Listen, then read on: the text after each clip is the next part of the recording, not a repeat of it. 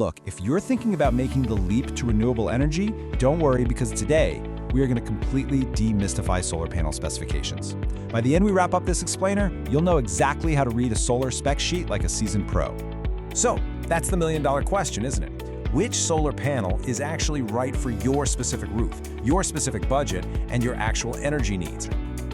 Okay, let's dive right into this logical decision tree. First, we'll cover the solar panel basics. Second, one-sided or two. Third, the engine, cell technologies. Fourth, navigating DCR and subsidies. And finally, making your final choice. Starting right off with step one, the solar panel basics. When you first start looking at solar panels, you're primarily choosing between two dominant types, monocrystalline and polycrystalline.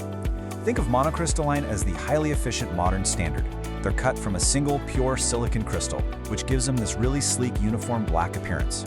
They boast an impressive 20 to 24% efficiency, meaning they generate way more power in less space. Polycrystalline panels, on the other hand, well, they're the older, more budget-friendly options. They're actually made from multiple silicon fragments melted together, giving them kind of a blue speckled look.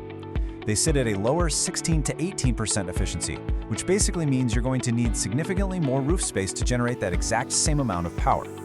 For most modern residential projects, monocrystalline is absolutely winning the race, but choosing your material is really just the first step here. Moving on to step two, one-sided or two. Your next major choice is between monofacial and bifacial panels.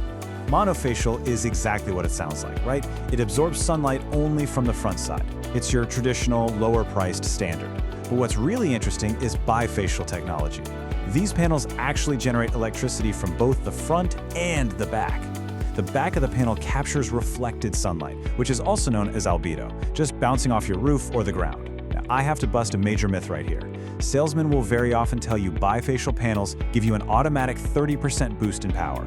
No way. That is not a flat guarantee.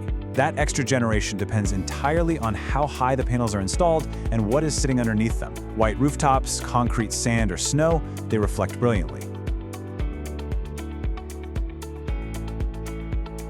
All right, step three, the engine, cell technologies. A really great way to think about this is like buying a car.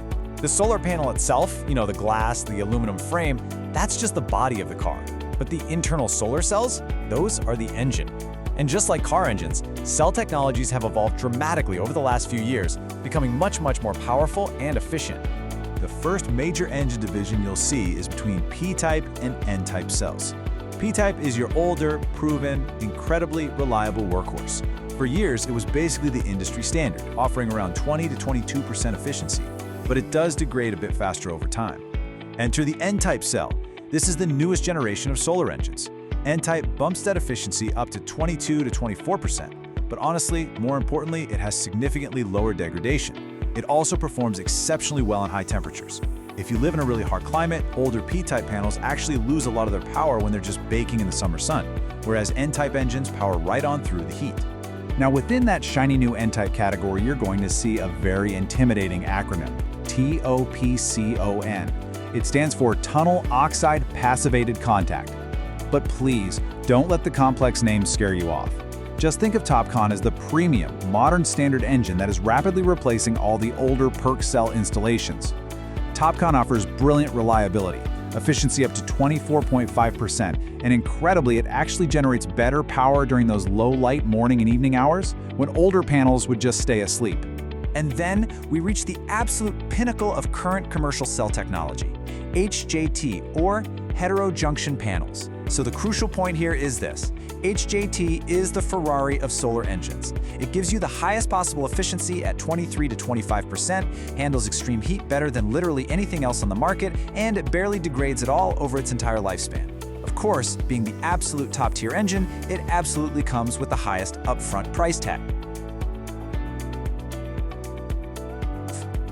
Let's move to step 4, navigating DCR and subsidies.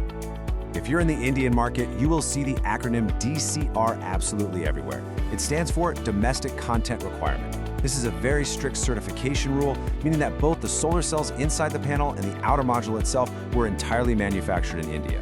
Why does this matter to you?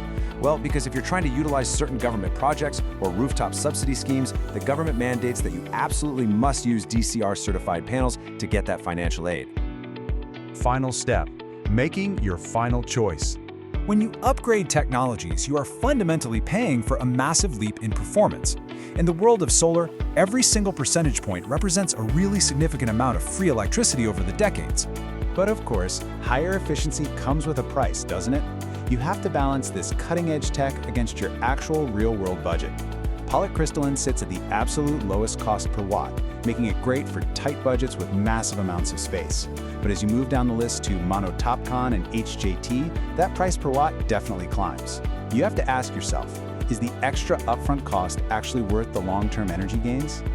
Well, here is a number that might answer that question for you for sure. 0.25%. That incredibly tiny number is the annual degradation rate for premium HJT panels. While older panels might lose 0.5% of their power generation capability every single year, HJT barely degrades at all. Which leads us to this staggering number: 35 years. That is the expected lifespan of modern N-type and HJT panels. Think about that. We aren't just buying a temporary appliance here, we're buying a generational piece of home infrastructure. When you stretch your return on investment over 30 to 35 years, those highly efficient, low-degrading premium panels start to look like an incredibly smart long-term value. So let's map out exactly what you need. If your absolute top priority is the lowest cost and you have plenty of space, go with polycrystalline or monoperc. For a standard home rooftop that wants great value and performance, monocrystalline TOPCon is totally the sweet spot. If you have a tiny roof and need to squeeze every single drop of power out of it, you must go with N-type TOPCon or HJT. If you're building a massive commercial solar park on open ground, bifacial TOPCon is your winner. And if you absolutely need government subsidies in India, well, you're locked into DCR-certified panels. Before we wrap up, let's just do a rapid-fire myth-busting session so you walk away fully armed with the facts. 1, we said it before, but DCR does not mean better quality. It's literally just about where it was made. 2, bifacial panels don't magically add 30% more power. They absolutely need reflective ground and proper height to work their magic. 3, if you see a panel with a higher wattage rating, it doesn't necessarily mean the panel is physically gigantic. It usually just means the internal cells are much more efficient.